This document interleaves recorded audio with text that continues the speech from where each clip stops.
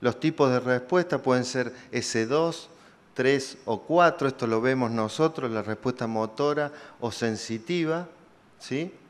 Esa es S2, S3, bueno, motor o sensitiva. Nosotros vemos y evaluamos el tipo de respuesta, sabemos en qué raíz estamos estimulando y fíjense, esta es una típica respuesta S3. Una vez que estimulamos, fíjense la contracción anal, esta respuesta es muy interesante y la respuesta sensitiva, no se olviden que el paciente está despierto con una ligera analgesia porque nosotros interactuamos todo el tiempo con el paciente. Preguntamos qué siente, qué no siente, todo, absolutamente todo. La respuesta motora, en cambio, nosotros vemos. Y fíjense, una vez que encontramos el sitio y queremos colocar,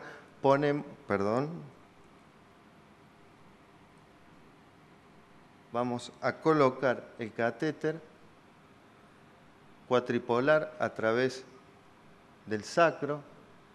Fíjense, acá está una tabla, la otra tabla, los 4 polos que estimularían las raíces sacras. Hacemos el diario de continencia. Este es el previo, con varios escapes, con una frecuencia evacuatoria de 22 en un caso y de 18 en el otro, en una semana. Y fíjense que luego de la estimulación, esto es una semana que tomamos, ningún episodio de incontinencia y los episodios, la frecuencia evacuatoria de 22 bajó a 9 y de 18 a 6. O sea, este paciente se implantó en forma definitiva. Se coloca, nosotros lo podemos hacer en glúteo o en abdomen, nosotros preferimos el abdomen para poner el marcapaso. Luego de colocar el marcapaso, controlamos al paciente desde telemetría, o sea, con gente que viene del laboratorio, o sea, a través de la piel colocamos un aparato y podemos cambiar los valores, manejamos voltaje, amplitud de onda y frecuencia, y a través de eso vamos viendo y regulando cada uno de los pacientes. Muchas gracias.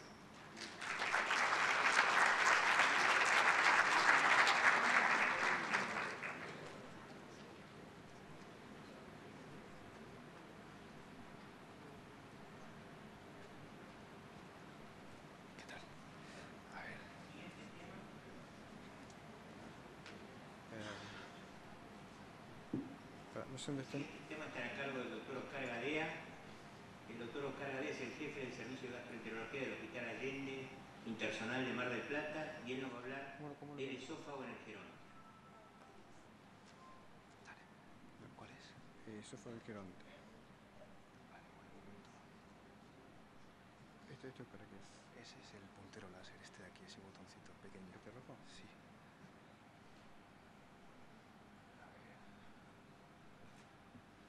Acá. Cadera. Sí. Vale. ¿Cómo lo voy de acá? Dale, para aquí, flecha o aquí, lo que quiera. Está hacia adelante, hacia atrás o la flecha. Se lo cambio enseguida. Buenas tardes. Quiero agradecer antes que nada a las autoridades de la mesa por la invitación. Y bueno, es un placer para mí compartir esta tarde con tan distinguidos colegas. Mi tema es cuál es la influencia del envejecimiento sobre el esófago.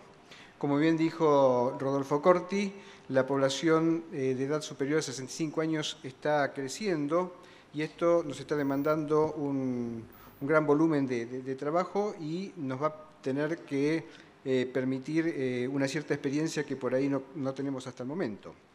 En el año 1990, los mayores de 65 años constituían solo el 13% de la población, mientras se estima que para el 2030 llegarán al 21% de la misma. ¿Cuáles son los cambios que el envejecimiento produce en el esófago? Deberemos considerar cambios en la motilidad y cambios en la sensorialidad. Vamos a evaluar cada una de las partes o de los componentes del esófago, empezando con el esfínter esofágico superior. Y en este lugar observamos que produce una disminución de la presión de reposo, una relajación incompleta del mismo, un cierre prematuro y retardo en la relajación postdeglución y un aumento en la resistencia al flujo. Con respecto al cuerpo del esófago, se ha observado una reducción del número de neuronas mientéricas en este grupo poblacional, lo cual podría provocar dismotilidad. También se observó mayor prevalencia de peristalsis inefectiva y una alteración de la peristalsis secundaria que podría estar afectada, ya que depende de la función sensorial y motora del esófago, la cual podría disminuir con la edad, como veremos más adelante. Un trabajo de Lee, publicado en el 2007, fue el primero en evaluar en 980 pacientes los efectos de la edad sobre la unión gastroesofágica, la motilidad y el reflujo ácido. Con respecto a la motilidad esofágica, ellos hicieron manometría convencional y dividieron a los pacientes por grupos etarios en décadas y observaron claramente que la peristalsis inefectiva aumentaba con la edad y que esto alcanzó una significación estadística. En cambio, en el esfínter esofágico inferior, la longitud y la presión de reposo del mismo no se modifican con la edad. ¿Cuáles son los cambios en la función sensorial? Estudios de Castell y Rao permitieron establecer que los pacientes mayores de 65 años experimentan una reducción en la percepción visceral al dolor a predominio de esófago medio y distal. Un trabajo más reciente permitió establecer una disminución relacionada con la edad en la respuesta sensorial y motora a la acidificación del esófago, lo cual podría ser un elemento importante en la patogénesis y presentación clínica de la enfermedad por reflujo en adultos mayores, ya que, como veremos, ellos tienen una atenuación de los síntomas que podrían estar vinculados con esta alteración. Vamos a referirnos brevemente a la enfermedad por reflujo gastroesofágico y a la disfagia. Se estima que la prevalencia de enfermedad por reflujo gastroesofágico se incrementa con la edad. Estudios previos, evaluando la presencia de reflujo frecuente, establecido como la presencia de pirosis al menos una vez en la semana, permitieron establecer en estudios en población, tanto en Estados Unidos como en Europa, una prevalencia estimada entre un 15 y un 20%. El estudio epidemiológico nacional, realizado en población general en Argentina, estableció que alrededor de un 23% de la población sufre de pirosis al menos una vez por semana, lo cual estaría de acuerdo con las cifras internacionales. Este estudio evaluó pacientes de 18 a 80 años y si nosotros dividimos a estos pacientes por década, observaremos que en el grupo, no vamos a observar demasiado, en el grupo entre 60 a 80 años la prevalencia de pirosis no es superior que en los otros grupos. Por el contrario, el mayor número de pacientes sintomáticos los encontramos en las edades jóvenes o medias. En una revisión sistemática reciente, realizada por el grupo del Dr. Dent, estableció el efecto de la edad sobre el reflujo gastroesofágico, los síntomas de la enfermedad, la función esofágica y el daño mucoso. Ellos hicieron la evaluación hasta el año 2009, encontrando 7 estudios epidemiológicos, de los cuales 5 estudios, que son los 5 inferiores del gráfico, fueron estadísticamente no aptos para su evaluación. Solamente fueron considerados aptos el estudio del grupo de Locke, de la Mayo Clinic, ya conocido por todos, y el estudio de Díaz-Rubio, que tuvo una pequeña limitación epidemiológica, ya que evaluó pacientes por encima de los 39 años. Sin embargo, ninguno de los dos pudo demostrar un aumento de los síntomas de reflujo con el aumento de la edad. Ellos establecieron que las mejores evidencias disponibles refutan la creencia generalizada de un aumento de la prevalencia de la enfermedad por reflujo definida por síntomas, con el incremento de la edad. El mismo análisis sistemático evalúa la relación entre síntomas y daño mucoso. El estudio más amplio de Johnson y Fenerty, que estudió alrededor de 12.000 pacientes, encontró que en aquellos pacientes sin enfermedad erosiva, que es la primera columna, la pirosis se encuentra en valores relativamente similares entre aquellos pacientes menores de 21 o mayores de 70, o sea que los síntomas no varían cuando no hay lesión mucosa. Sin embargo, en presencia de esofagitis erosiva, se produce una clara distinción sintomatológica y donde vemos que los menores de 21 años alcanzan valores de hasta un 80% de presencia de síntomas, de presencia de pirosis, mientras que en los adultos aumenta levemente con respecto a los pacientes sin lesión mucosa. Estos hallazgos fueron confirmados por otros trabajos, como el de Piloto, que evaluó 800 pacientes que fueron derivados para endoscopía y observó claramente que los pacientes menores de 50 años tenían mayor prevalencia sintomática que aquellos mayores de 70. Estos datos avalan la idea de que la severidad de la esofagitis se incrementa con la edad, mientras que los síntomas se atenúan y se hacen menos típicos. Y este dato es muy importante en la consideración y en el diagnóstico de estos pacientes. ¿Qué pasa con los pacientes con esofagitis? El grupo de Su, en el año 93, estudió y dividió a su población en pacientes ancianos y jóvenes, observando que los pacientes sin esofagitis tenían una prevalencia similar entre ancianos,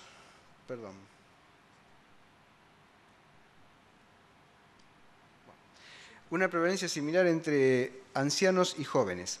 Sin embargo, cuando evaluó los hallazgos de aquellos pacientes que tenían esofagitis, utilizando la clasificación de Zabal y Miller, observó que aquellos pacientes con esofagitis leves tenían un predominio claro entre los individuos jóvenes, 25.8% versus 12,1% en ancianos. Sin embargo, en los estadios más severos, que podrían incluir al esófago de Barrett, la prevalencia cambia claramente, observando que los adultos ancianos o adultos mayores tenían alrededor de un 21.2% comparado con solo el 3.6% en jóvenes. La prevalencia de hernia yatal también fue mayor en adultos. Bien, ¿cuál es el efecto de la edad sobre la exposición ácida? El trabajo de Lee también evalúa los pacientes mediante pHimetría de 24 horas y observa claramente que la edad o que la exposición ácida aumenta con la edad y esto también es estadísticamente significativo. Entonces, ¿cuáles son los cambios vinculados con la edad en el esófago? La peristalsis esofágica disminuye con el aumento de la edad. La exposición ácida aumenta al aumentar la edad. La función del esfínter esofágico inferior no se modifica, pero sí, sin embargo, ocurre una disrupción anatómica a nivel de la unión esófago-gástrica, promoviendo el ascenso del esfínter hacia el tórax y determinando en adultos mayores la aparición de hernia yatal con una prevalencia mayor que en jóvenes. Bien, bueno, esto también fue analizado, es un trabajo, el primer trabajo que demuestra que la longitud del esfínter esofágico inferior va reduciendo con la edad, o sea, la longitud intraabdominal del esfínter. Esto va a favorecer la disrupción de la unión esófago-gástrica, que es mayor con el aumento de la edad y va a dar, por consecuencia, la aparición de hernia yatal. Un reciente estudio reporta un incremento gradual en la prevalencia de hernia yatal, desde un 43% en menores de 21 años a 77% en mayores de 70 años. En otro estudio de Piloto, se demuestra que la presencia y el tamaño de la hernia se incrementan con la edad y el grado de esofagitis.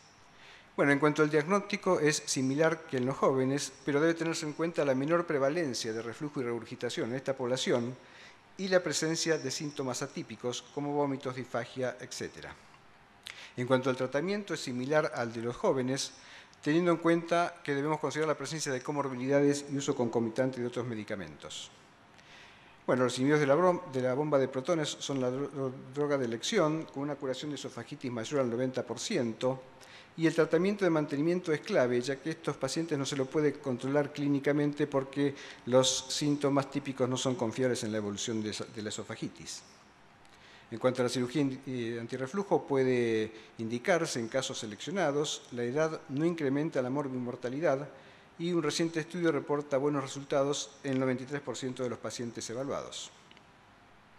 En cuanto al Barrett, aumenta con la edad y un dato interesante es hasta cuándo ser vigilancia en el Barrett. Con el advenimiento de las nuevas técnicas menos invasivas para el tratamiento de la displasia de alto grado y el adenocarcinoma, los pacientes ancianos pueden controlarse por más tiempo, salvo que decidan no aceptar ningún tipo de tratamiento a futuro.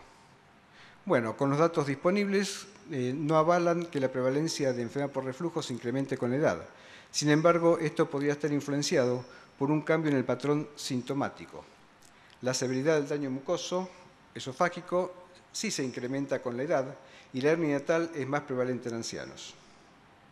Con respecto a la disfagia orofaringia, brevemente, su prevalencia se estima entre 7 a 12% de los mayores de 50 años. En pacientes institucionalizados es del 66%.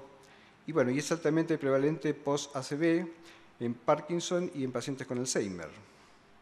Bueno, los cambios vinculados con la disfagia orofaringia no vamos a entrar en detalles, pero este gráfico muestra claramente cómo hay una reducción de la fuerza de contracción faringia y un retardo en la relajación y una reducción en la relajación del esfínter esofágico superior. Bueno, las etiologías ya son conocidas por todos. La biodeglución es el método más adecuado para su estudio.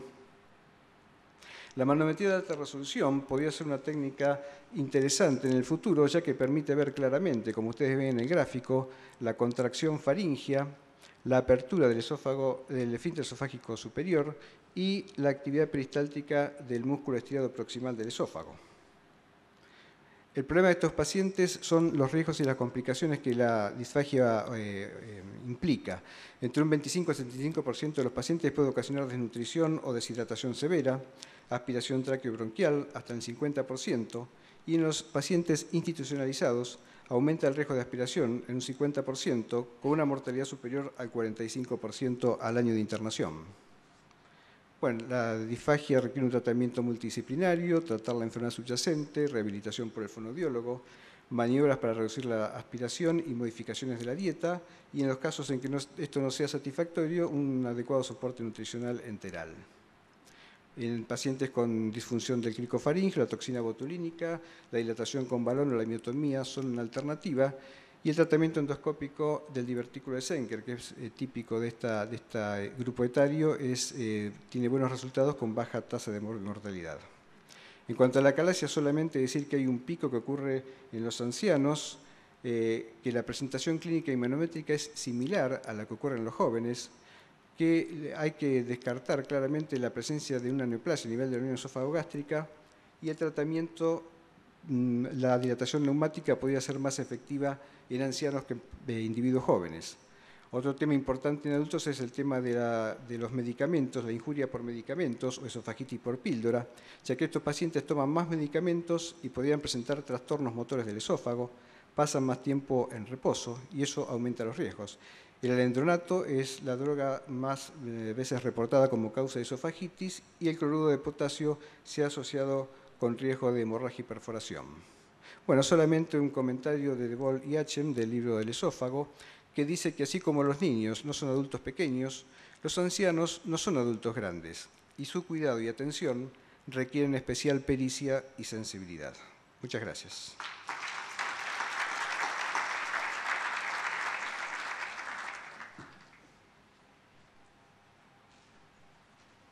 Muchas gracias, Oscar. Ahora invito al doctor Gabriel Gondolesi. Gabriel es jefe de gastroenterología del Hospital de la Fundación Favaloro y es un muy conocido cirujano por su experiencia y su buena práctica en trasplantes de intestino delgado.